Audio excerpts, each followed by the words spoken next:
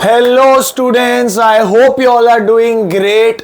BST का exam हो गया है एंड जैसा कि मैंने कहा था आज इकोनॉमिक्स की स्ट्रैटेजी वीडियो आएगी पहली बुक के लिए, मैक्रो इकोनॉमिक्स। गाइज आज का पूरा वीडियो ये बताने वाला है आपको कि मैक्रो इकोनॉमिक्स में क्या पढ़ना है, कैसे पढ़ना है, किन टाइप के क्वेश्चंस पे हमें ज्यादा प्रैक्टिस करनी चाहिए। क्योंकि ज्यादातर क्या होता है 100 मार्क्स स्कोर करने में आपका एक आध एमसीक्यू गलत हो जाता है तो आप 98 99 पे अटक जाते हो। बीएसटी के पेपर में सबको ऐसा ही लग रहा होगा, यू आर वेरी डाइजी कि यार ये एमसीक्यू राइटर होंगे। तो मैक्रो इकोनॉमिक्स में किन चैप्टर्स के एमसीक्यू ज्यादा प्रैक्टिस करने हैं, क्या पढ़ना है, आज की वीडियो में पूरा डिस्कस होगा। So without wasting time let's get started.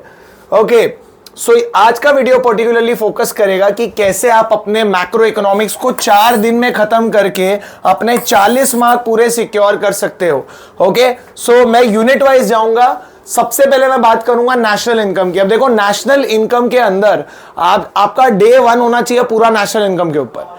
एक दिन नेशनल इनकम पे आपको पूरा इन्वेस्ट करना पड़ेगा गाइस। कंटेंट से ज्यादा focus I would say questions पे करना। ओके, यहां पे कुछ टॉपिक्स मैंने लिखे हैं। अब ये टॉपिक्स फिल्टर आउट करके क्यों लिखे गए हैं, क्योंकि ओवर ईयर्स अगर आप देखोगे तो ये टॉपिक्स का पूछने का रेशियो बहुत ज्यादा है, जिसमें मैं आपको बता देता हूं कि किन टाइप के टॉपिक्स पे कैसी मेहनत करनी है। जैसे स्टॉक और फ्लो और यहां पे फाइनल और इंटरमीडिएट, इसमें 1 मार्कर्स एमसीक्यू एग्जाम्पल्स में ज्यादा पूछे जा सकते हैं। तो आपको इन टॉपिक्स पे को पढ़ के जितने ज्यादा प्रैक्टिस कर सकते हो examples, okay, multiple text book में दिए हुए हैं, आपको उन पे थोड़ा ज्यादा फोकस करना है। मेथड्स ऑफ नेशनल इनकम में आपको ये जो है ये कम से कम आई थिंक 3 मार्क के लिए आपको इसको स्टडी करना पड़ेगा। इसमें अलग अलग टाइप के सम्स करना। गाइस फोकस करना कि ऐसे सम्स प्रैक्टिस करो जिसमें कंपोनेंट ढूंढना हो। जैसे calculate COE, calculate government expenditure, calculate sales.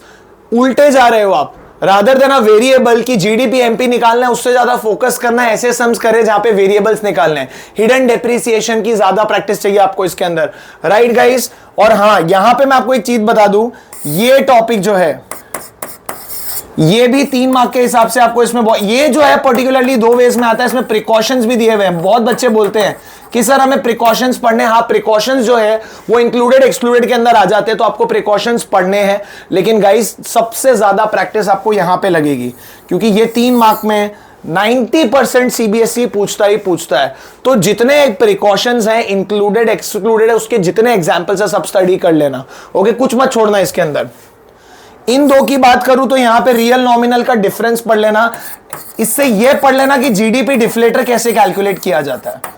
GDP deflator जो कि आपको आपकी इकोनॉमी में इन्फ्लेशन या डिफ्लेशन के बारे में एक आइडिया देता है। सो टेक्निकली रियल नॉमिनल के फॉर्मूलाज पढ़ लेना। थियरी बहुत इजी है लेकिन जीडीपी डिफ्लेटर कैसे कैलकुलेट करते हैं आपको आना चाहिए। Okay, and GDP and welfare, वापस ये टॉपिक मुझे ऐसा लगता है कि बहुत अच्छा 3 मार्कर कैरी कर सकता है। इसमें आप पहले तो पॉइंट्स जो है वो पढ़ ही लेना सारे, लेकिन उसके अलावा काफी केसेस टेक्स्ट बुक में पास्ट ईयर क्वेश्चंस में आपको दिखेंगे जहां पे बताया कि इस चीज का जीडीपी पे क्या, इस चीज का वेलफेयर पे क्या फर्क पड़ेगा, उसे आपको डिटेल में पढ़ना पड़ेगा।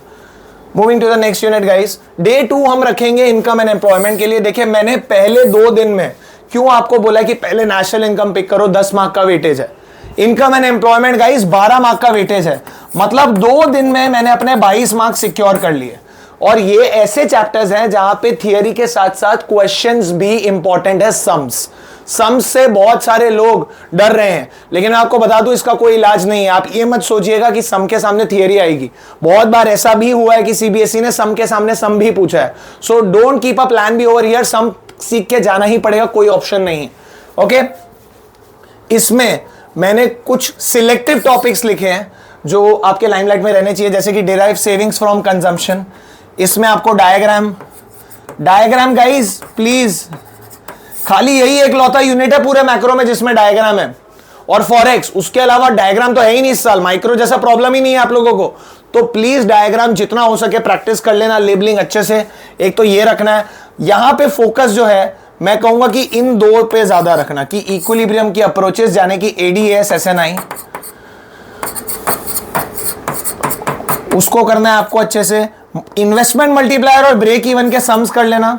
जितने प्रैक्टिस कर सकते हो सारे कर लेना टेक्स्ट बुक से। मल्टीप्लायर की टेबल जरूर बनाना, अलग अलग नंबर से ट्राई करना, एक से नहीं, अलग अलग नंबर से ट्राई करना, ठीक है। जिसमें एमपीसी वेरिएट हो रहा है, इन्वेस्टमेंट वेरिएट होता है, तो प्लीज ट्राई करना यहाँ पे अलग अलग नंबर से। और एक्सेस डिमांड और डेफिशिएंट डिमांड का इंपैक्ट, कि उसका इंपैक्ट क्या होगा इनकम, आउटपुट, एम्प्लॉयमेंट पे, inflationary gap, deflationary gap, overfull employment, underfull employment, under employment, equilibrium, ये सब टर्म्स आपको अच्छे से आने चाहिए। सो प्लीज एक दिन इसमें इन्वेस्ट करो। पहले 2 दिन जो है उसमें आपको क्वेश्चंस की भर भर के प्रैक्टिस करनी है। एक दिन में 1 यूनिट रख रहा हूं, इसका मतलब यह कि कंटेंट जल्दी खत्म करके आपको क्वेश्चंस पे ज्यादा फोकस करना है। 80 on 80 लाना है तो समझ के चलना, जितनी ज्यादा क्वेश्चन प्रैक्टिस करोगे उतना हेल्पफुल होगा गाइस। तीसरा दिन मैंने रखा है मनी और बैंकिंग और बजट के लिए। अब यहां पे देखो कुछ चीजें स्पेसिफिक है, जैसे मुझे लगता है क्रेडिट क्रिएशन एक हो गया, आरबीआई के फंक्शन और मॉनेटरी टूल्स हो गया, ये तो पक्के क्वेश्चंस हैं, इनको थोड़ा अच्छे, इसमें टूल्स में इंक्रीज डिक्रीज वाले क्वेश्चंस प्रैक्टिस करना, कि रेपो रेट बढ़ेगा, बैंक रेट गिरेगा तो क्या इंपैक्ट आएगा मनी सप्लाई पे, वो देख लेना। एक इसका टेबल करना प्रैक्टिस गाइस। क्रेडिट क्रिएशन का नेशनल इनकम पे क्या इंपैक्ट होता है, जैसे एक क्वेश्चन रैंडम बता रहा हूं जनरल कंटेक्स्ट में, जनरल कंटेक्स्ट वाली चीजें पढ़ना। जन धन योजना से नेशनल इनकम पे क्या फर्क पड़ेगा, नेशनल इनकम बढ़ेगा क्योंकि नए अकाउंट्स खुलेंगे। तो ऐसे काफी चीजें हैं जो आपको पढ़नी पड़ेगी, out of the content. Budget की बात करूं तो देखो मैंने यहां पे क्या रखा हुआ है, ऑब्जेक्टिव्स ऑफ बजट बोला हुआ है, ये तो पढ़ना ही पढ़ना है आपको। इसके साथ साथ रेवेन्यू कैपिटल के डिफरेंस एग्जांपल्स और डेफिसिट के टाइप्स, ये 3 चीजों के जितने ज्यादा क्वेश्चंस प्रैक्टिस करो उतना अच्छा है गाइस। मैंने हर एक स्लाइड पे लिखा भी हुआ है कि क्या क्या आपको पढ़ना है, जैसे कि मैं वापस बता देता हूं एक बार। नेशनल इनकम के अंदर देखो मैंने यहाँ पे एक की पॉइंट बनाया है कि फ्लो चार्ट बनाओ फॉर्मूलाज का, सॉल्व करो पीवाईक्यूज, जो मैंने आपको कैटेगरीज बताई है। एडीएस में भी मैंने वही चीज की है गाइस। मल्टीप्लायर का फॉर्मूला देखो दिया हुआ है, डेफिसिट और उसके टाइप्स जो है आगे बजट में अगर आप देखोगे आपको इस पे फोकस करना है यहाँ पे, राइट। तो यहां पे मैंने एक और चीज रखी है कि इस साल के बजट की समरी पढ़ लेना, ठीक है। इस साल के बजट की, this years budget summary and link it with the objectives. मुझे ऐसा लगता है कोई ऐसा क्वेश्चन आएगा कि जैसे बजट आई है उसमें से कोई एक, जैसे उसमें काफी कैपिटल और रेवेन्यू एक्सपेंडिचर्स है गाइस, उसका इंपैक्ट क्या होगा, ये सब चीजें आपके कंटेंट के अंदर है। तो एक बार खाली इन शॉर्ट्स में जाके ना बजट की समरी ले लेना, आपको पता होना चाहिए क्या हो रहा है, कैसे हो रहा है, राइट। ओके, 4th डे पे मैंने रखे हैं सिर्फ 2 चैप्टर जो कि 6 मार्क का वेटेज कैरी करता है। बजट भी 6 मार्क का वेटेज कैरी करता है, लिखना भूल गया हूं, ठीक है। मनी एंड बैंकिंग 6 मार्क का, मतलब 3rd डे पे आपका 12 मार्क और खत्म हो जाएगा। ऑलराइट गाइस, 4th डे पे आप डाल लो फॉरेक्स और बीओपी। फॉरेक्स में तो टाइप ऑफ सिस्टम्स को घोट के पी लो पूरा, ओके, पूरा घोट लो, फिक्स, फ्लेक्सिबल, मैनेज, फ्लोटिंग, इन तीनों को घोट के पी लो। और ये चीज जो है सीबीएसई यहां ज्यादा खेलता है guys, effect on exchange rate, इसका एक वीडियो भी डाला हुआ है चैनल पे, किसी को देखना है प्लीज इकोनॉमिक्स के प्लेलिस्ट में जाके देख लेना, इसमें मैंने बहुत सारे एग्जांपल्स दिए हैं। तो ये बहुत अच्छी ग्रिप होनी चाहिए। और यहाँ पे फिक्स, फ्लेक्सिबल और मैनेज, फ्लोटिंग, फिक्स और फ्लेक्सिबल के मेरिट्स डीमेरिट्स पढ़ लेना गाइस, मेरिट्स एंड डीमेरिट्स, ठीक है। तो ये दोनों चीजें आपको आनी चाहिए करेक्टली। बैलेंस ऑफ पेमेंट की बात करूं तो इसमें फोकस मैंने यही रखा है कि करंट कैपिटल को मैं जितना अच्छे से पढ़ सकूं उतना अच्छा रहेगा।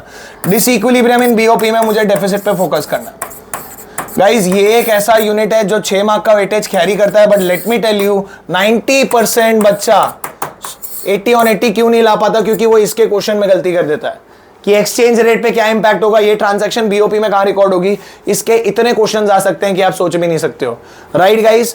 दोनों के डिटेल वीडियोस आपको चैनल पे मिल जाएंगे कि फॉरेक्स का क्या इंपैक्ट होगा, ट्रांजैक्शंस ऑफ बीओपी कहां रिकॉर्ड होगी, ये ऑलरेडी प्लेलिस्ट में एडेड है, प्लीज जाके खोल के डिटेल वे में पढ़ लेना। ऑलराइट गाइस, तो यहां पे हमारा मैक्रो इकोनॉमिक्स खत्म होता है। 40 मार्क की जो जर्नी है वो आपकी यहां पे खत्म होगी। आगे मैं आईडी के लिए भी बताने वाला हूं, बहुत इंपॉर्टेंट चीजें शेयर करने वाला हूं चैनल पे।